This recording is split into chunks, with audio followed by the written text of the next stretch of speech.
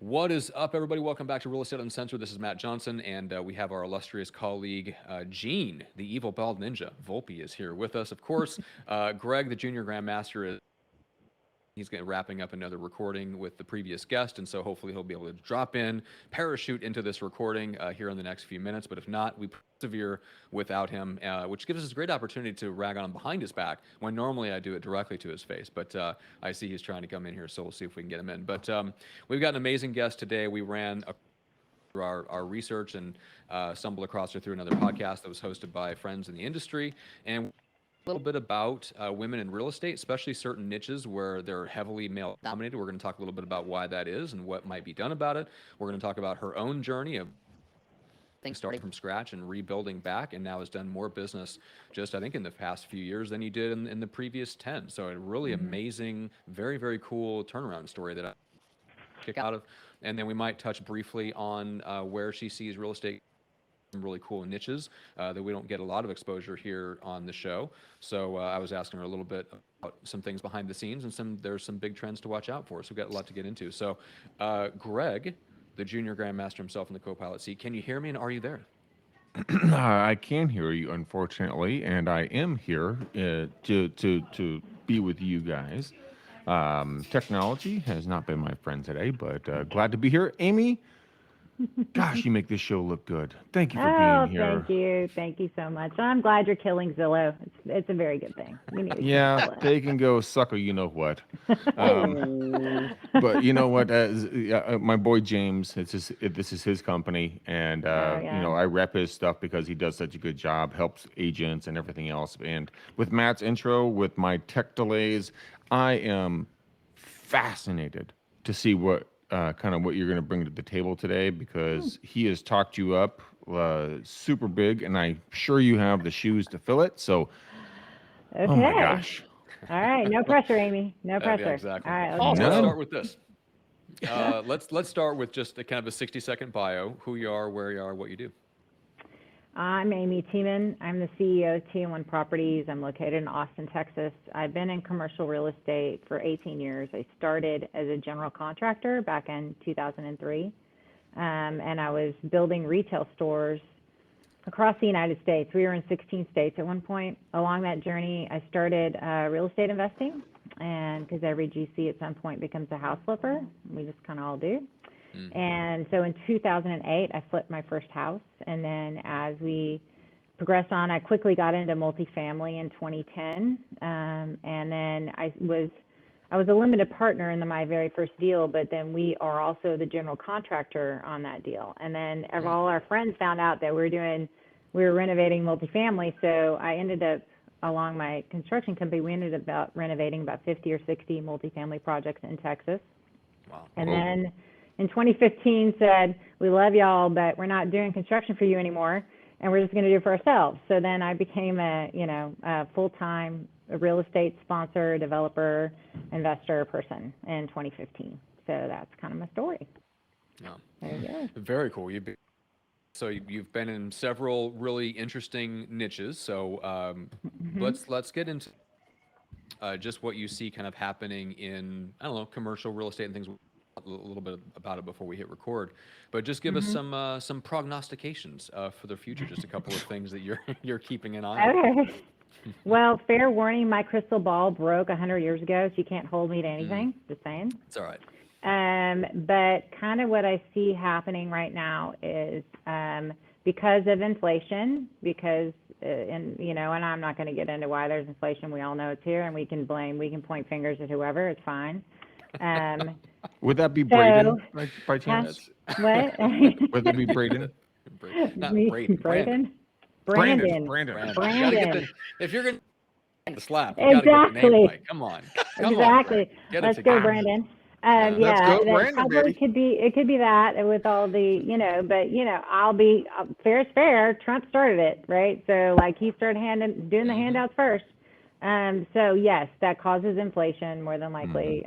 They just, Brandon continued the chain and doesn't stop continuing the chain. Apparently there's another check coming out. But anyway, so yes, there's inflation.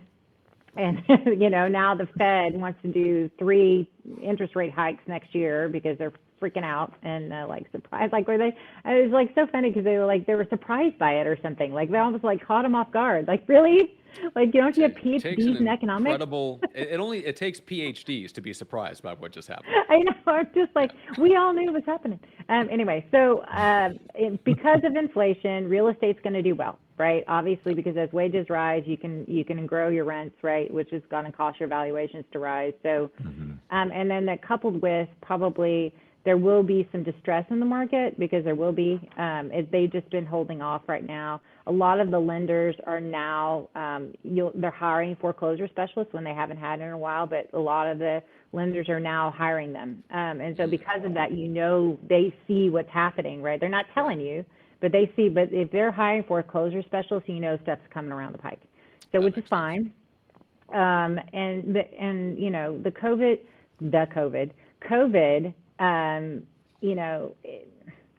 it just weeded out people. So real estate is very forgiving.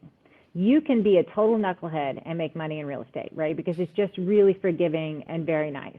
But when something like COVID happens, it just weeds out people who are just like are knuckleheads and shouldn't have been. It's like it just put the knife into people who are already in distress anyway, right? They were in trouble, and it just like finally did them in.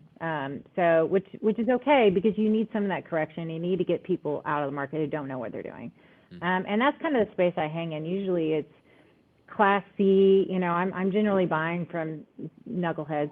And I go in there and I can make those, and they're all value add reposition plays. So I because of my construction experience, I do a lot of, I buy ugly and make it pretty. I do that all the time, no matter what the asset class is. So there'll be a lot of that stuff coming around the pike, which will be good. It'll be good. I think the other thing besides inflation affecting the market, the other thing is that now that, in Texas, we haven't felt this. Like I've been available to evict people forever, right? But across the United States, you're going to go through that where the eviction moratoriums are over now. So there's going to be a slew of that has got to clean itself up, right? So you're going to have a little bit of distress from that, and people are going to be able to weed through. It just depends on how the financing goes and what they're willing to do. There's a lot of bridge debt out there now. And there'll probably be an opportunistic bridge lender that'll help people get through those periods and make fairly good money that way. So that's helpful too if it comes in. But if it doesn't come in, then there might be even more distress in the market because people are going to need it. They're going to need loans to get through that dip in their income because they're going to have to sift through all those people they needed to evict a year ago. So there's some of that. And then, you just, we're riding the wave. We're anticipating that there's going to be, because of inflation, there's going to be a lot of assets that are going to appreciate. Cap rates are staying compressed. We don't anticipate them changing. So, if you can find a deal, buy it. Because, in 5 years, you're going to be very thankful that you listened to me. So just look to hunt for deals. Buy it now, buy it over the next, and I'm heavy in acquisition mode. I'm buying as much stuff as I can find. Oh, you really? And so, even if it's, now I don't buy, I always like to have basis to kind of make sure like to hedge against risk. So I'm finding deals where there's a good basis play, like there's a good spread between what the market cap rate is and my purchase cap rate. But still, but I'm buying I'm actively looking and buying all the time. So that's kind of what your dad I said, Greg?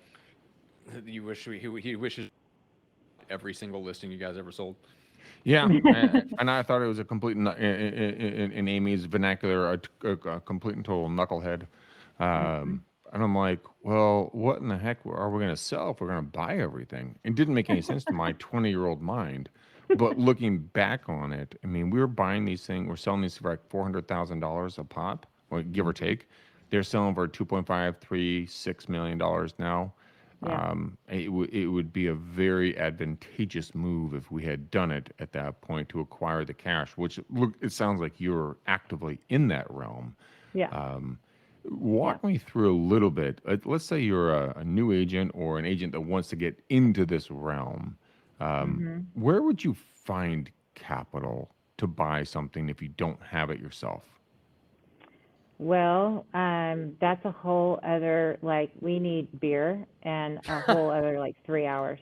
Okay, good. So I chase money and I chase deals. That's who I am. So I'm the person that goes and finds the deals and I get the people to sign on the loans, and I send out a pro forma to all my investors, and I structure the whole deal. I put it together. I do a syndication.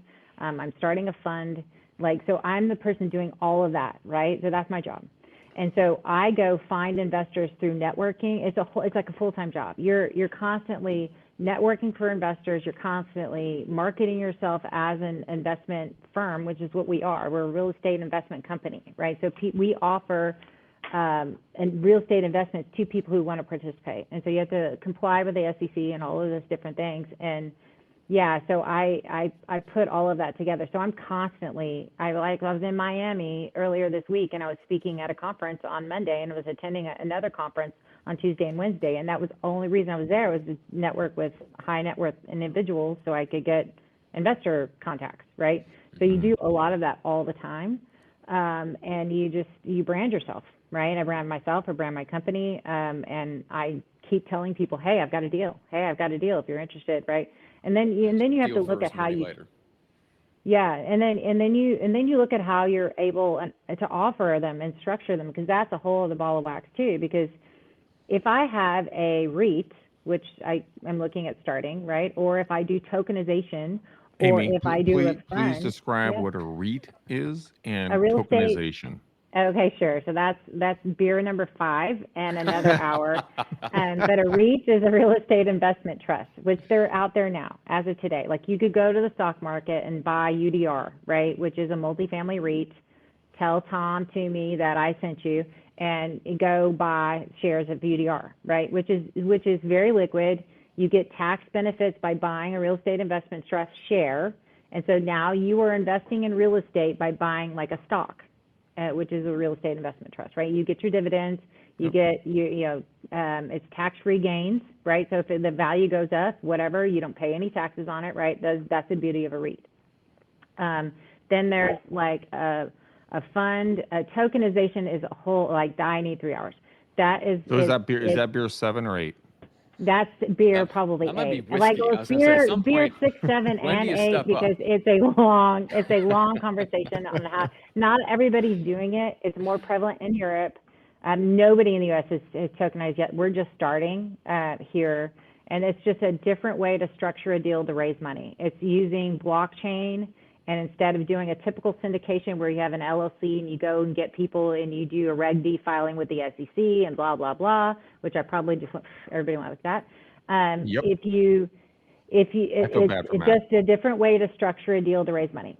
And it's fairly similar to a REIT. If I'm going to simplify it, it's fairly similar to a REIT in the fact that you buy a share, which now has like a stock that has value, and you, instead of sitting in that deal for 5 years like you would do in a syndication, you can sell it. Like in 6 months or whatever, the value goes up in that offering that I have in my token, and it goes up and it's independently valued. If it goes up from price at $1 to $10, and you go, oh yeah, it's a great deal, let me sell. I can sell to Aunt Mabel. She's going to buy it from me, and then Aunt Mabel now owns that share, and it can do its valuation like that. So that's what tokenization does, but it's not. Its exchange is different because it's exchanges on the blockchain, and it's not through like the NASDAQ or whatever, right? So it's just different kind of exchange. Securities rules. Yeah, you can have, tokenization would mean, like you Bitcoin and, the all different altcoins that are alternatives to Bitcoins, right? So That's exactly what I was going to say. Yeah. So unlike Dogecoin is basically, it was invented as a joke, and it was a meme coin, but you can buy it, it's traded as currency and stuff like that. So the point with this tokenization, the idea is you basically create this project, you create a token, you create a cryptocurrency basically that's linked to this project, this real estate project, and that's what actually, so it has like some real backing. But then everybody decides what, like create these tokens that everybody owns a share of. And then I think they're basically vested until partners are allowed to start sharing their selling their tokens. Yeah, you have a whole period. You have a whole period, and you can determine a 6 month, year, whatever it might be, right? But then, because you don't want people to day trade that, like it just administratively, it's a nightmare. But it's all on the blockchain, so you don't have to keep track of it, right? So when you go to do your distributions or whatever, the blockchain knows. So like if Bob sold it to Joe, then I don't have to keep track of any of that crap, right? So when I go to do distributions, the blockchain knows, oh, Joe owns it now, so what it distributes to Joe, right? So it's all outside of the partnership. Because before, when it's syndication, oh, shoot me in the head. Like you would have like somebody wanted to sell their share of the interest in the syndication, we'd have to go to member vote, then we have to do all this other stuff, and it was just like a pain in the rear to get some. And especially there was like one case where this woman was getting divorced and she needed the money.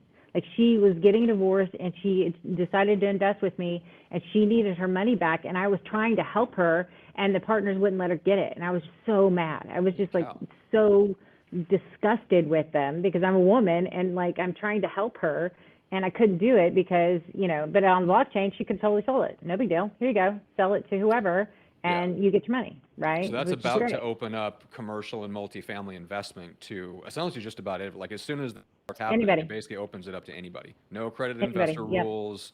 Yeah. And it's why right now it has to happen offshore because the SEC has no idea what to do with it. They're like, it like breaks their brain. They're like, you know, because they have no clue. So you can't do it. I can create my token, but it has to be in Europe, right? Or wherever it might be, my exchange. So it'll be US backed real estate, but it's going to be over there, right? And so hopefully the SEC is not paying attention to this real estate and they're not going to come hunt me down. Nah, nobody listens to the show. No, nobody watches our show The at all. SEC doesn't listen to the show. They don't make it past the first 5 minutes of Greg talking. Hey, censorship. Okay. People watch this show just to hear me rant. Thank you, Oh, hey, there you go. They love your dulcet tones, Greg. But yeah, exactly. But I'm all joking aside, Amy, I'm really interested in that because I have a bunch of off-market properties that, you know, I would love to connect with you offline and talk to you more about how this can be structured.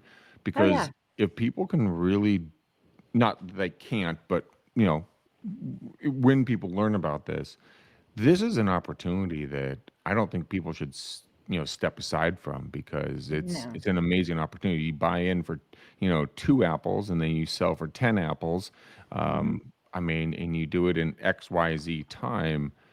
That's a hell of an opportunity. And if you can build sponsors and backing and, you know, if you can get the properties, the money's there, then split up the, you know, the dividends on the back end or a monthly or quarterly or however you want to do it. Damn, that's really interesting. Yeah, and the thing is too, also, so the best thing about being a U.S. real estate investor in the U.S. is the tax advantages that you get. So right now with tokenization, more than likely, I don't think I'll get any U.S. investors in it because it's just a different way to structure it, a different way to value it. But I'll get a ton of foreign investment, right? Because that's normal over there. It's no big deal, and they don't give a rat's butt about the tax. They just want their values to go up, right? They're looking for value. They're looking for appreciation, and that's it. That's all they're looking for. So because if they're a foreign investor in a U.S.-based thing, they don't get to participate in all the cost eggs and all the other things that I can give you, bonus appreciation, all those great things I can give you, right? So I venture to guess right now that my token, and I'm in the middle of my offering, right? So I haven't done it yet. So full disclosure, I'm in the middle. I'm learning. It'll be live in March, maybe. I'll be like listed on the exchange in March. So I'm still going through a lot of it, but at the end of the day, my understanding is it doesn't make sense for a U.S. investor. Eventually will. I mean, because a U.S. investor now can just go buy a REIT, or a U.S. investor now can go like participate in a Reg A fund or something like that. And so if they can find them, right? That's the other thing too, is you got to be able to find it. But the cool thing about the whole tokenization is now you can take your crypto, that if you own crypto, right? Now you can turn it into a real estate asset, which hedges against the volatility of crypto, right? So it doesn't have to be crypto. People, when I tokenize my real estate, they can give me cash or they can give me crypto. Either way, I don't care, because there are now lending institutions that will loan me money, because I still have to pay cash for the real estate, right? So I guess, but there's people that will loan me money on the crypto valuations. So now I can get the cash to go buy whatever it is. If it's going to be very crypto heavy, then I can do that. But the tokenization doesn't require crypto. That's a whole other thing, right? It's just a different way to structure a capital raise. That's all. That's all it is. Yeah, but it completely democratizes the whole thing, which is it does. That's it does, be and amazing. it's the SEC. Like I'm telling you, they're like flipping out because they don't know how to handle it, and so that's why it's overseas. Yeah, at the exactly, moment. which makes it. Yeah, exactly. Let's Yeah. because I know your time is limited. Let's get into the let's get into your story a little bit because you had Okay. a really interesting turnaround and you've come roaring back. So give us set the scene a little bit and let's talk about just what precipitated you having to essentially start over again. So in 2016, I have a very I say this to people not to um, anybody to feel sorry for me or any of that kind of stuff, but I had a very angry husband, very angry, and I had finally had enough, and I was leaving that relationship, and it was horrible. It's going through a divorce, and especially something like that toxic is very difficult and very weighing on you. And so going through the divorce, it was very difficult. We had to basically, I had to sell all of our assets. So we had both, and we had businesses together, and we had real estate together, and we had all these different things together, right? So basically, I had to sell everything that I had worked really hard for to accumulate over that whole period of time and give half the assets to Knucklehead, right? I just had to, like, here you go, right? And it Oh, was the these most knuckleheads. painful thing I ever had to do because I was the one building up the real estate thing, right? And I had to give it Oh, half of it away, right? So it sucked. And as I did that, and then I got into, so I took most of what I had gained or what I had left, and I had invested in a real estate deal that ended up being very difficult. It was a property that we were closing on, and it ended up getting hit by Hurricane Harvey, and like it was horrible. And so what I did was, instead of like going and getting an acquisition mode or whatever, I hunkered down and I stayed at that property, right? So I stayed there. I made sure the investors didn't lose any money. I like killed myself because I was like, holy crap, I just took all your money, and now it's like very, very difficult for us to make any money on this deal, because it wasn't so much the physical damage to the properties, it was the economic damage, like trying to get like contractors. I went through 3 roofers and 4 painters, and just getting through the CapEx project was difficult, and all the costs went up, right? And did I have that in my loan? Oh, hell no. Like, I didn't have any of that, right? Nothing was in there. So, and then not only that, I mean, this is a horrible story. The seller lied to us on the day of closing. He gave us a fictitious rent roll that said he was 80% and 70% full. It was a portfolio deal. And really, honestly, truly, it was like 50 and 40, right? And whoa. then you still have the people you have to sift through to get out. So we went down to about 20% occupancy. No Oh, joke. dang. Yeah, I know, Okay. which is really cool if you have all these CapEx. Some of my CapEx for interior turns was based off of the rent roll that he gave me, which was completely fictitious, right? And so we had been asking for rent rolls as we went along, and he completely lied. So now I'm sitting there, I'm like, what? I have no money to do turns. Like, what the hell am I going to do? Right? And you don't want to make a capital call, and you don't want to do anything. So I'm hunkering down, and I'm figuring it out, I'm working it out and figuring it out, right? So what happened was, I finally got through that deal. I finally stabilized, but I had stopped marketing myself. So when I finally went out to go do another deal, everybody was like, Amy, who? Who the hell are you? Like, we don't know who you are, right? And I had all this great experience and all this great stuff, and I'd done that. I turned this thing around. I'd done all that stuff, but I had stopped marketing because I was too busy doing this stuff. And it takes a long time. It takes a long time for people to remember who you are, the branding and all these different things. So I went to go to do another deal, and I got it under contract, and I went to go raise money. And I, like, truly, honestly, I got no investors because nobody knew who I was. My old investors I invested with were just like friends. I mean, I raised like $1.5 million or whatever. But I still had stopped branding. It was very difficult to do the capital raise. And I was like, holy crap. So then I had to constantly market, brand, do this, do that, do all these different things. And now I have momentum, right? I've had momentum probably for the last 6 to 9 months, but been on a lot of podcasts, been on a lot of stuff, but all of that had to start over in like 2018. Like, I started completely over of like trying to do stuff, and started consistently marketing, consistently branding. I built it up as I went along. I got more savvy with it, like I would say in the last year or so. I got really a lot more savvy with it.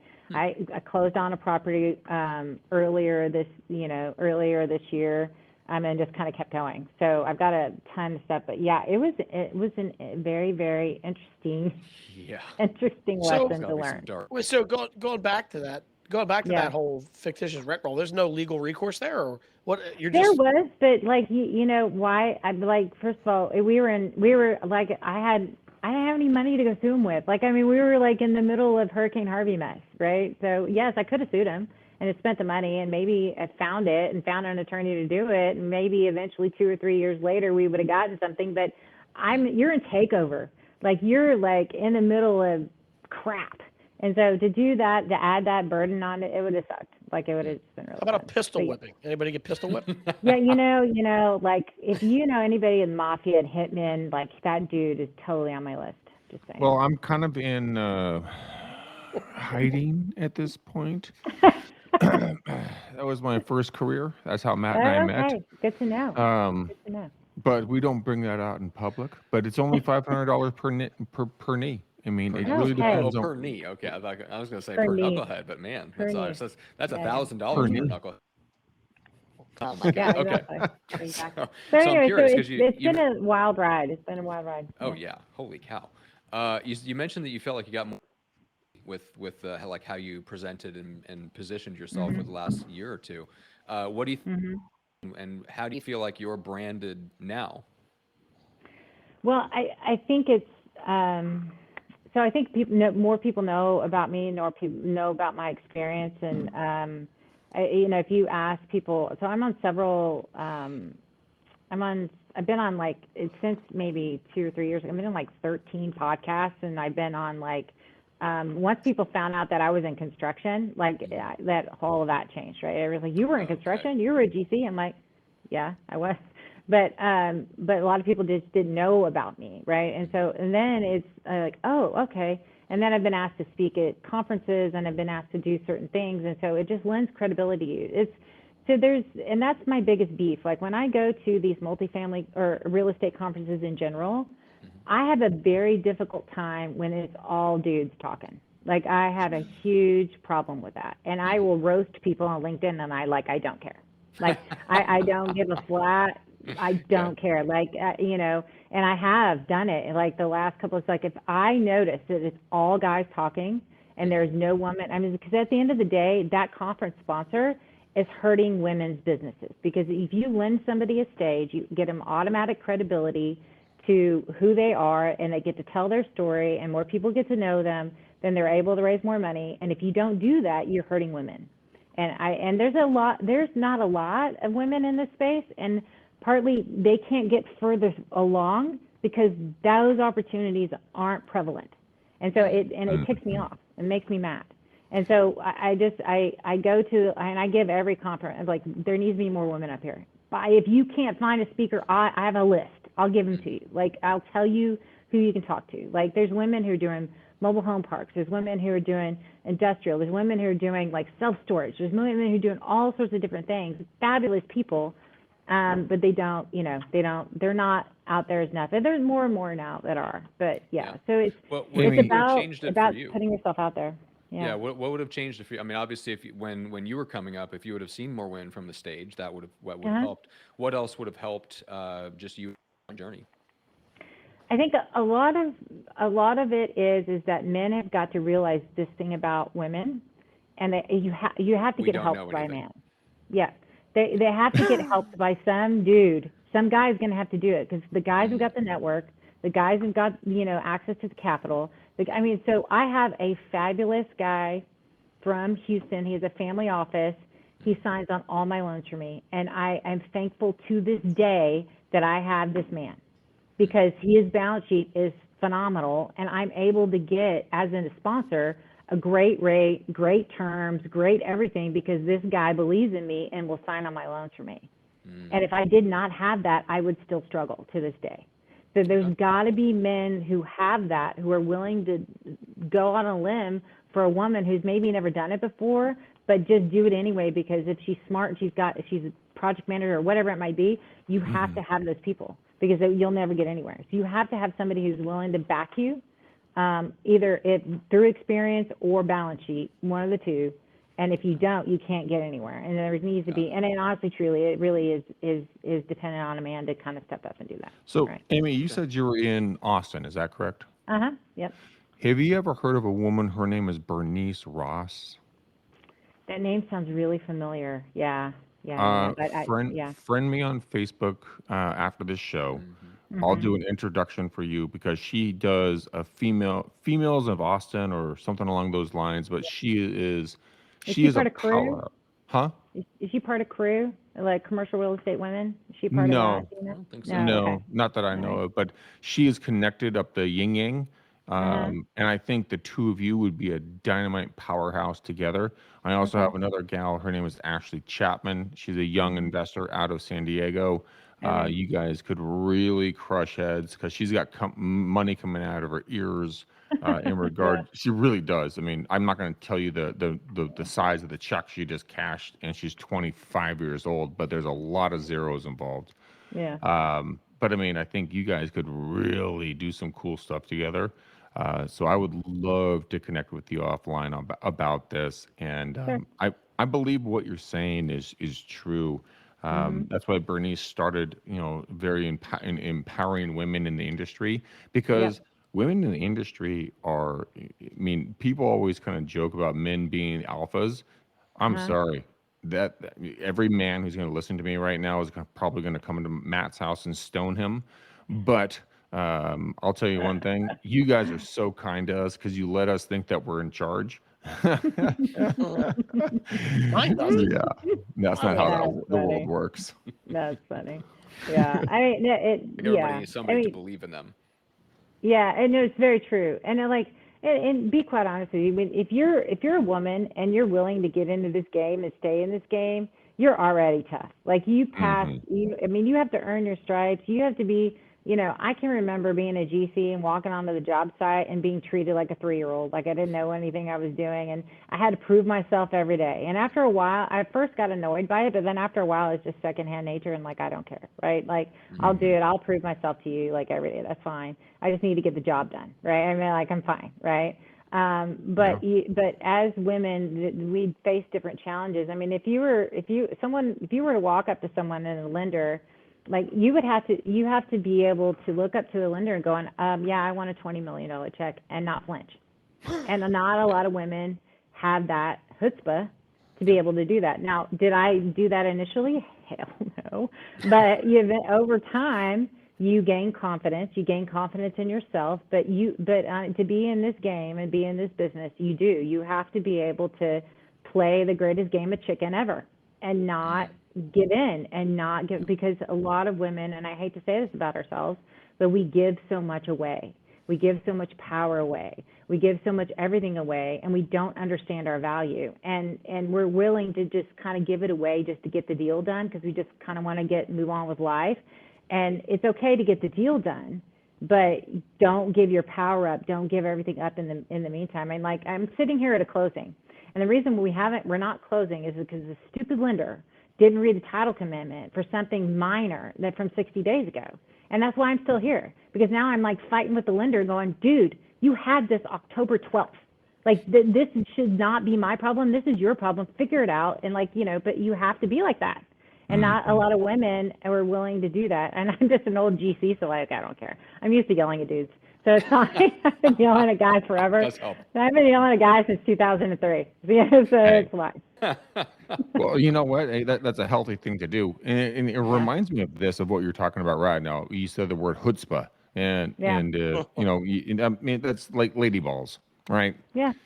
And so, I mean, there's a show on Netflix called Queen of the South. It's about a South American Yeah. lady, and she came up the ranks, selling drugs. But she was a gangster doing it. Like she stood up to the men, and she really kind of stood her ground. And I think that's a very powerful thing. I mean, everybody needs to stand their ground, no matter gender, race, Yep. color, sexual Yep. orientation. Doesn't matter. Stand your Yep. ground, own who you are, and 100% bring value to the people you're going to be working with. And Amy, I commend you beyond words for being a powerhouse in this industry and being a spokesperson for the people who can't speak that or won't or aren't willing to speak because they're still learning their voice.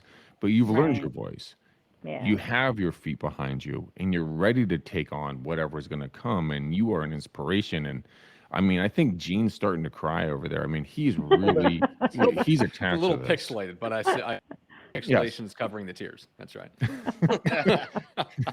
I just like that he's got somebody like who's with a waiter with a house behind him. I just like that. I think that's just kind of great. That's I don't the know good what that old is. concierge. I don't know. Is it that DoorDash giving you a house? I don't can't figure it out. I ordered a house at my local hotel. That's what happened. Oh my I God, see. that's Okay. hilarious. All right. That's good. That's good. All So right, wait, Amy. So Amy, as we let me Matt, let me ask her one really quick question. I know we have to wrap it up really quickly. I know we're quick on time. Yep. For the ladies and young ladies that are in the business and they're Yep. listening to your voice and they're inspired by what you're saying, what would be the first move to start doing what you're doing? Because I think you're crushing skulls and I love it. Would they reach out to you? How would they reach out to you? How would they get involved Okay. in your sphere and the whole nine yards? Okay, so to reach out to me, the easiest way to do that is to go to my website, which is TM, the number one, properties, plural, TM1properties.com. And they can book a call with me there. They can check me out. They can do all those things there at my website. So that's how they get a hold of me. Best advice to them was I got involved in real estate associations early, right? So that's how we started our journey. Like we were general contractors, and I know not everybody's going to have that experience, and that's unique, right? I get it, but you don't have to be a former GC to do well at real estate investing, right? Project management skills are helpful, right? Being able to be a quick learner is really helpful, right? And being able to just manage people is always really helpful. So other than if you got those three things, you'll do well. But getting involved in real estate investing, the reason why you do well in real estate is not because of your skills, it's because of other people. And you just got to know that, and you got to go meet a bunch of other people who could help you along the way, who can kind of guide you and mentor you. And don't everybody call me, because seriously, I'm too busy buying real estate. I can't be everybody's mentor. I love you, but I can't be everybody's mentor. Just saying. I don't own a mentorship company. I'm not educating anybody. Okay, good. Just call, All right. just call, just call Matt. Just call Yeah, Matt. just call. Yeah, exactly. Yeah, Because right. honestly, true, I get asked all the time, and I'm like, I would love to teach you. There's probably somebody out there that has more time. I mean, yeah, but I just do. It's not that I'm not. I mean, I used to be in HR, right? So it's not like I can't teach or don't know how to teach. It'd be great, but I'm just too busy, and I'm on a different path, which is fine. My path is to go help build communities and do things like that. That's my path, right? Not to educate. Perfect. But You know your path. know my path. Amy, so what I want to take away here very quickly, what you just said was incredibly powerful. You know exactly what your path is, and you've made it extremely clear, and I absolutely love that because you're zero bullshit, and you're just like, you know what? I'm going to do this, not going to do that. End of story, move forward. Yeah. And a lot of people just always want to do everything, and I'm one of those people for everybody and help everybody. And Matt rankles me back in, Gene kicks me in the nuts, and then I get reaffirmed that people like you are doing a phenomenal things. So that was a really powerful comment. I really appreciate that. Thank you.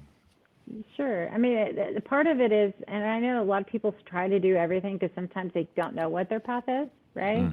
I just figured out and it was kind of a revelation, but I figured out when I was in the middle of that mess in Corpus, and I was trying to hunker down and figure out that that's what I wanted to, I knew instantly, this is what I want to do. I don't want to do anything else for the rest of my life. I want to invest in commercial real estate because I know that not only am I making my investors' lives better, I'm making my employees' lives better because I pay fairly well, and I'm making communities better. Like every property I go buy from slumlords. I buy from people where the kids don't have a good place to play, and the old lady doesn't want to come out of her apartment because she's too damn scared, right? So I go buy those, and I make them better. And because I do that, people have a safer place to live. And not only that, in every market that we're in, or every community that we buy, we invest in the school. So that if they have an education foundation, we invest in that education foundation. At every community I have, that's kind of our mantra. And so if I'm in like Houston ISD or if I'm at an elementary school, if they have an education foundation, that's what we're doing, because they give grants to teachers to be like entrepreneurial and think about projects and how do I improve the classroom. That's what the education foundations do. And if I'm investing in a community and they don't have an education foundation, I help them start one. Right, so that's our mission, is to improve communities. So we improve the communities by improving the properties and improving the schools. And it's just a good thing. And so I don't want to do anything else. I know this is kind of my calling, and I'm fairly good at it. And so it's a joy. It's a joy to get up and like yell at lenders, which is what I'm doing right now. Like it's a joy to like go talk to investors and they go, oh yeah, I don't really like that deal. And I'm like, okay, no big deal. No skin off my back. I'll talk to somebody who likes it. Like it's okay. No, I'm not for everybody. I'm not everybody's cup of tea, right? It's okay. If you want it like easier risk or whatever, then no big deal. But here I am, and it's fun. It's fun getting to meet people. I mean, the best thing is like I'm an old GC, right? So the best thing is when I drive by a property and go, I built that. I made that better, right? And you get to drive by and see it, right? And it stays there. And it's like, that's your living legacy. Like you went to that property and you took it from a piece of junk to something really nice. And even if you don't own it anymore, it's like your investor mandate is you got to sell in 5 to 7 years. You still drive by and go, I did that. I fixed it. I made it better, right? So that's what I love about it. I love that. That's what I think every day when Greg shows up on this podcast. I dressed Greg. I picked that hoodie out for him. That's what I thought. It's just, the sense of pride it fills me in my little heart. Wait, Matt, gets on me for having a cold black heart, but it warms. It warms slightly every time I bought for him. All right, hey, Amy. I have a hoodie and a jacket on today. Okay, thank you very much. Look It's very at cold. Very cool. Amy, I got to tell you, I am honestly inspired by what you're doing, and I love the idea about donating back to the schools and building those up and that whole 9 yards. I think that what you're doing should be and could be a national phenomenon. We all need a little bit of love right now. We all need a little bit of joy. We all need a little bit of help. And what you're doing is you're leveraging your expertise and you're going out there and you are making a profit, because that's what you are doing. That's your job, to make a profit. You had to put clothes on your back and food in your tummy. But also you're helping, little Bobby Sue, I don't know if that's really a name, but I just kind of made that up. Shut up, Matt. But, you're helping the little kids out there, get a better education and just grow. So Yeah. I commend the living snozzolas out of you. So I really appreciate you. Gene does too. He has beautiful daughters that are in school. Gene, what would that mean for you if someone came in and let's say you're not in the financial position that you are in, because I know you do very well for yourself. But I mean, what if someone came in and did that for someone in your community? Well, for my girls specifically, I'd be indebted forever to them. I mean, that's first of all, kids they're not going to listen to their dad. The girls don't listen to the men, right? That's the one thing I've learned over time is I can tell them all the right things, but they're good at ignoring it because it's coming from my mouth. So I'm always looking for another woman, outside of even they don't listen to their mom either, I guess, really, but another woman that's got that stature and the know-how and all that stuff to come in and give them some pointers. I would take it all day. Matt, what about you? I mean, I know you love kids. I mean, what would this mean for you? It would just say, yeah, exactly. Coming from the homeschooled one, thanks. Yeah. I was going to say, if somebody donated to my school, I'd been very, very grateful, even though I didn't go to school. Okay, so let's do this. That was a very odd one to bring me in on, ask my opinion for. I know, that's why I did it. I didn't like kids when I was a kid. All right, let's do this. Let's wrap things. Amy, your time is limited. You got to go. You got some lenders to yell at, which I love. Okay, everybody should reach out to Gene if you want to maximize your marketing. If you want to turn video content, slice and dice for social media, get more exposure. Reach out to Gene. Gene, what's the best place to do that? Head to the website. Right now, it's just a landing page, but it's got all the ways to contact me on it. GeneVolpe.com. Perfect. As a dyslexic, how do you spell your last name? Yeah, it used to be on my thing here. If you were watching, you could see it. VOLPE. All right, GeneVolpe.com. That's right. And then for Greg, if you're in the listening audience and you are in real estate, but you're open to switching companies, you're looking to start a new chapter, you want to get out of having to roll into an office, report to a broker that tells you to do things that don't make sense anymore. You want to build passive income. You want 7 different ways to make money off of the things that you're kind of already doing in real estate. Get in touch with Greg, and also just if you need help with motivation, inspiration, sales prospects. Greg has got 600,000 dials under his belt. He is a prospecting master, so get in touch with him. 925-915-1978. It's the phone number that haunts my dreams, as many of you know. And then for me, podcast production. No, we're done. Hey, To promote me, hey, get the book. hold on. Go. We were able to break up there We've right there. done I'm this 2 so shows sorry in a row. about that. Wrap it up. There is a great place. Go to getmicrofamous.com, guys. Get his phenomenal book. Reach out to him for podcasting opportunities. It is a really good book. I really, truly appreciate it. He doesn't appreciate me, but you know what? I still love him back. That's what brothers do, and it's totally cool. Amy, again, since you are a beautiful guest, incredibly intelligent, very talented. One more time, where can they get a hold of you so that then Matt can shut this recording down and he can stop listening to my voice ringing in his ears. TM1 Properties. You can look me up on Instagram. On my website is tm1properties.com. So yeah, that's how you get a hold of me. All right. Fantastic. Matt, your nightmare is over. You don't have to listen to my voice anymore. It's my Christmas gift to you. Now, if I can only solve the tremors that come in the nighttime. All right, everybody, let's tie a nice little bow around this episode. Let's do a nice, I don't know, orange bow. We'll wrap that up around this episode. Call it good. And Greg, let's send.